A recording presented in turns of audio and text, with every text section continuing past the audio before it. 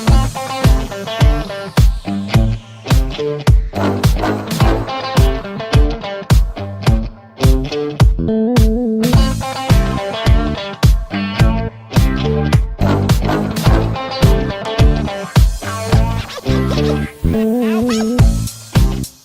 evening, everybody. Welcome to Between the Covers. My name is Bradley Shaw, and tonight I'm talking to author Luke Stiles, who has written a fantastic book called Hand in Hand. Good evening, Luke. How are you? Fantastic, Bradley. How are you? And hello, everyone. Well, very good, thank you. And tell everyone watching the Hand in Hand. What is this book about? What are we going to expect in this wonderful story? Well, this little book it's about a boy who he has some difficulties at home and at school, and he embarks on this beautiful journey into a bushland, and he has to summon up his courage and enter a section of the bushland where he thinks he's always been frightened of, and eventually he goes on a little journey and he goes through and he has a breakthrough. Fantastic. Fantastic. So what was the inspiration for you to write such a story? Now you're talking Indigenous, the boy is in the bush and he meets an Indigenous boy in the bush. So there's a tribal element. What made you think of creating this bridge, of creating this story? Well, it's funny you asked that. The genesis of the actual story started probably about, I had an idea about probably 2 years ago, but it was more or less for a short film. Yeah. And it just sat in my mind, and I keep a little book where I just write down little ideas. And it was actually the Black Lives Matter movement was the actual impetus behind the book. Yeah. And I remember I was sitting down, we were in lockdown, and I was writing poetry and stuff. And that idea just had come up, and I said, you know what? I got this idea. And then I just started writing, and I saw a black cockatoo, and then one thing led to another, and it just evolved. Awesome. Yeah. So did you have to do much research? I mean, it's a children's book, I understand, but did you still want to be authentic to the culture, to the bush? Yeah, 100%. Yeah, I did a bit of research on the black cockatoos. Mm-hmm. I found that there's a spiritual essence in those birds. Yeah. Also, I reached out to an Indigenous community, the Wanneroo community, and I was waiting for an answer actually for about a week. And I was thinking, maybe I've stood on someone's toes here. But no, they actually replied. They actually loved the story, and they said, look, it aligns with our values and stuff. Mm-hmm. And we'll congruent. It was a really good relationship we've built. Awesome. And and one thing led to another, and they contributed their language. So, but I did. That's another story where I went into. When you ask about research, I did do a course with the Black Card to learn more about Indigenous history. Yeah, good. What was that experience like? I mean, did you find yourself eye-opened and a little bit more aware? Bradley, I was blown away. The things that because it wasn't just focusing on the last 230 years where settlement was. It was actually going back, 60,000 years. I think it was... Almond Land Almond Land was they found a cave in there. Then it was 40,000 years was the first engravings. I didn't even know we had an ice age 25,000 years ago. And all those Indigenous communities, 200 different languages, they came in because there's different languages with the Indigenous culture. And they all settled in the centre of Australia because that was the only place where it was warm. Yeah. And as you got this ice age happening around Australia, and I had no idea about all this stuff. A lot of people don't. And that was very. It was sort of opened my eye up about in culture. Understanding that there's more to it than just the past 230,000 years. We've had the last volcano was 10,000 years ago in northern Queensland. I didn't know that. I didn't know we had volcanoes. Oh, we went and toured up in Darwin, up in the Cockatoo, and went through there. And some of the the tour guides that took us through places of caves in the mountains and rocks, and the legacies of their indigenous tradition is amazing for our culture. And that's great that you took that on board, and you took the responsibility to want to write this story. I guess I'm assuming your goal is to educate both white children and Indigenous children and everybody in that sort of vein about how we can align together and be part of the same bush in the same country. Yeah, 100%. I think it's using words to sort of connect, these two cultures, because within that course I did, they were talking about having this congruency between the Western world and the Indigenous world coming together. There's an understanding, and that's where I think I sort of had a revelation with the book, where it was, okay, that's exactly what I'm trying to do. Yeah. So it worked really well. Doing the research as well, going that bit extra mile was great. Yeah, it's good. Did you have much bush exposure? Are you a country boy yourself, a bush boy? Are you a hiker, or what do you do for yourself? Yeah, I grew up around St. Helena, so there was a bit of bushland there. I don't know if that contributed to the bushland. I've done some camping before, but I don't know whether it was that. I think it was more or less that. I think it's the story of going into that cave or tunnel. That's what excites me. That moment where you go into where you have to. It's everything with life. Yeah. So do we do this or don't we do this? And we have to some of that. And I think there's that sort of psychology behind it. And I love that, where there's that introspection, where okay, I'm going to. But the bush within bushland, I've been around. Victoria. I worked up in northern Queensland. There was a lot of bushland up there. Good. But that's the thing too. Like you touched on subjects in this book too delicately, that you're looking at family struggles. Like the young boy, the main boy is conflicted with his family, his mum and dad fighting, and he's having his issues with school, and so there's a lot of dynamics in there that you've put in for young children to really be aware of, that these elements aren't always the destruction of the life they think it is. Yes. Do you feel you did that on purpose? Did you feel that was something you wanted to really express, that there was a vulnerability in your character, the boy? I think it's, in terms of the vulnerability with whatever was happening at home, obviously there's that message trying to curtail those domestic sort of situations at home, where a young parent, a young couple read the book, they sort of go, okay, it becomes ingrained in a way where if someone reads it, you've always had, if something affects you, then you say, okay, then something happens along the line, you're always triggered by what you've read or something. For me anyway. So I guess that's what maybe I was trying to implement in that story too. Yeah, and kids they're very susceptible and very sensitive to their parents and to the actions and to the environment around them. So I think, giving kids, the story dictates that the bush is an important part of their childhood, and the environment they're in is an important part of it. It's not all about, that small part of their life, which is their family. Sometimes they need to expand, they need to see things differently and break out into that world. And I think the Indigenous role you've created in the story, it really brings the power of nature and understanding the countryside we live in, which is fantastic. So you've done a really great job on that book. Thanks for that. Yeah. So when you said that you wrote as a short film, so you're in movies or you work in television. What sort of way? Why would you be writing a short film to then turn it into a children's book? What was that for? I love writing, and I guess I developed that a few years ago, and I love storytelling, and obviously in our industry, it's all about storytelling.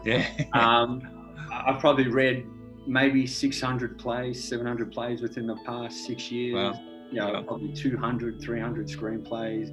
Maybe 200 books within those. I just really immersed myself in storytelling, and just with the acting side of it, you sort of build characters in a way where you can just sort of extract from each bit of story that you've read. But this, as I wrote the story, and there was another section to this story, and I sat down with someone, and they actually said, well, hang on a second, you wrote 2 stories here, let's cut it off here, release this book and see what happens, and then you've always got this follow-up. Extra bit. And that's really exciting, where Paul comes back and he's older and has to defend the land, which is another great story, which that can be turned into a film also. So I'm always looking at the bigger picture. Yeah.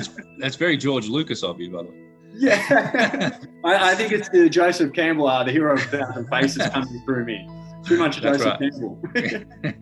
That's good. So when you sat down to think, okay, I'm going to turn this into a book, what were your thoughts on visualizing and creating and the goal of that? Because obviously, were you thinking of publication? Were you thinking of the best way to get this out there?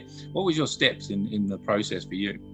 Well, it was because I was sitting there just ruminating on what can I contribute to this situation where it was the black light, and it was actually really chaos. It was chaos, and I was really moved by it. Yeah. And with the demonstrations and everything, and I just had this feeling of I wanted to contribute somehow in a good way and I thought, what's the best way to get this message across?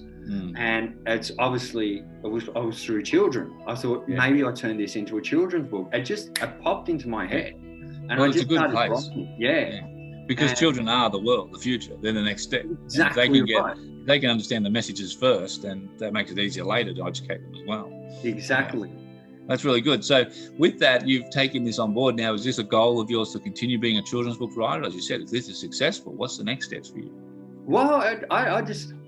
For me, it's seeing how this turns out. It's exciting. I haven't been in this situation before. I never thought this would evolve.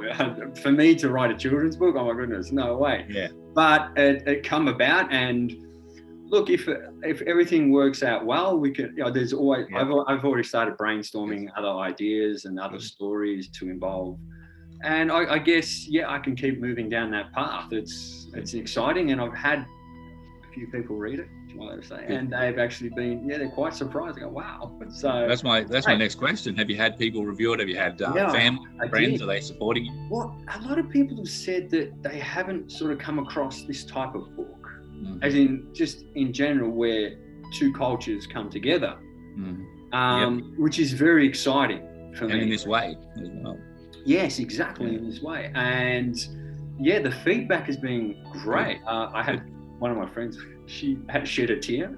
Oh, good. She loved it. Yeah, she it is. It's an emotive story, and that's part of its charm. It's got a real personable touch, and it tells that you care about what you've written about.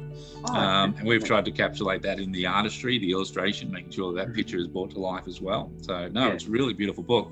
So tell us, does it take you long to create the ideas and goal? Like you said, it took a few years, it sat there, but what for you writing, like how do you sit yourself into writing? Do you have a schedule? Do you have a plan? Do you have inspiration? What happens for you? Well, today I was this morning I woke up and I usually journal in the morning. So I have a notepad next to me and I'll journal in the morning. Just thoughts and ideas will just start coming out on the page. And I picked up the laptop. I had a bit of time and I just started continuing on with my other screenplay. So there's always a motivation there. I don't need to find motivation. Well, with this story, as I said, it sat there, but back then I never thought I was going to be write. I had no idea. No way, I'm going to write. And then I guess that's the part of the artist, the creativity. It's always, it's ubiquitous. It's always there, and you can just grab it and then go for it. And that's our job. We have fun in doing that. No, that's awesome, man. And what have you found the process all together, like writing to the artwork, working with illustrators, working with the publishing, all the process? How have you found it? Has it been enjoyable? Or? Yeah, what I've learned that every step there's a process. So my step was writing it, creating it, and then it's being able to trust everything and allow others to do what they have to do. Because if you think your process is more important than everyone else, that's just making it with the cosmic justice. You can't do that. So it's allowing the illustrator to have time, the publisher to do everything. It's like taking a breath. Okay, just relax. They got this. Timing is everything. So we all want it now, but we just have to allow time to. Absolutely. It can be your asset. That's the best thing. I agree. Definitely. That's one of the things in our industry that most people are challenged by, is understanding the timeline, making sure that that's constructed for them and the benefit of the work involved. There's no point in rushing it because you've only got one chance to make a good first impression. So exactly. But sorry. I was just going to say, just even with the publishing, finding the publisher, I was, pushing for that also. I definitely was looking for a publisher, and I had so many knockbacks. Yeah, that's funny because I loved it straight away. I saw what you're doing. Yeah, and when I spoke to you, okay, it's got legs in it. Yeah, it's got merit. And I wanted to keep it, obviously it's a story, it's an Australian story, so let's keep it home and not have an overseas publisher do it or anything. Yeah. And then when I came across you also, because I'd had so many knockbacks, I thought, is this meant to happen or not? So I kept pushing, and I thought, you know what, one more shot, bad, so much rejection, but in the end it evolved. So that's exciting. No, it is. It's a great story. Just for quickly, while I interrupt, everybody watching, you can buy this book. It is available. It is released in August. Available everywhere books are sold, online as well as offline. We do encourage you to go to your bookstores and grab a copy, because bookstores are our paramount businesses. And you need to support our local businesses as well. So please grab a copy of Luke Styles' book, Hand in Hand, which is fantastic. It's out in August. Getting back to you, Luke. Thank you, everyone. I just wanted to make a little pitch for you. So tell us what, if you had anything in particular, besides waking up in the morning and jotting in notepads, what other writing quirks would you say you have? A lot of authors work in their way. They write in certain clothing, certain windows, certain music. There's certain ways people write. What do you do most often that you would call? Yeah, interesting. I was working on a scene yesterday, and I put on a certain song, and it allowed me to sort of marinate with that character and start writing, and that was great. Also, I've ideas pop when I'm driving, walking. Walking's great. I think walking is fantastic. Walking in the shower, I get a lot of ideas too. Good. As I said, it's ubiquitous. Do you find time to write all these down, or is it just like, that's a great thing. How do you keep it all catalogued? Yeah, it's a great thing about technology. Pick up the phone, do a quick voice recording, and bang, there's your idea. Now just go and work on it. Just go play with it. If it works, it works. If it doesn't, then you know that you tried and you gave it your best. So and now that you've written this book and you've gone through the process, is it something you wish you'd done earlier, or was it something as you were younger that you always sort of had some ideas of but never pursued and now found? I mean, what happened for you when you were younger? How did that evolve to understanding the writing and becoming that person? To go back a bit, I was sort of not denigrated by my grade 2 teacher. I wrote a little story, and she said to me, "This doesn't make sense." And that really it rattled me inside. Well, why? Okay, well, okay. So I left the writing a little bit. I didn't let that deter me. I always wrote something, but I feel as though timing is everything. Yeah. And I feel as though that this book came to me now to write this story now. I think you were ready for it. Right time, and I was ready for it to take. Awesome. Well, what would you say? What would you hope the readers get out of it as they're watching? What do you want them to experience when they buy your book? What is it Well, I guess it's an understanding of culture, storytelling, that we can always be open to speak up in probably difficult times, I guess. It's understanding that we all have these blockages in life where, we stop ourselves through fear. And that's why I use the cave as sort of a metaphor, is if you break through and go in, you send the email, you make the phone call, you do whatever, and it just something magical can happen. As to Paul, you went into the cave to follow the bird. So I guess that feeling of sort of, we all can be, we all have a little Paul in us. We can all be, courageous. We have to be courageous at times. So Good. Well, I hope everybody watching does enjoy that. I hope everybody who buys your book enjoys that and gets that message. It's a wonderful book. Everybody watching, please grab Hand in Hand by Luke Styles. It's a great children's book. I think it's culturally going to be a book for generations to enjoy for our country. So thank you all for watching. Thank you, Luke, for taking time to talk to us. And everybody, take care of yourselves. And thank you, Luke, and talk to you soon. Thank you. Thanks, guys. See you everyone. Bye.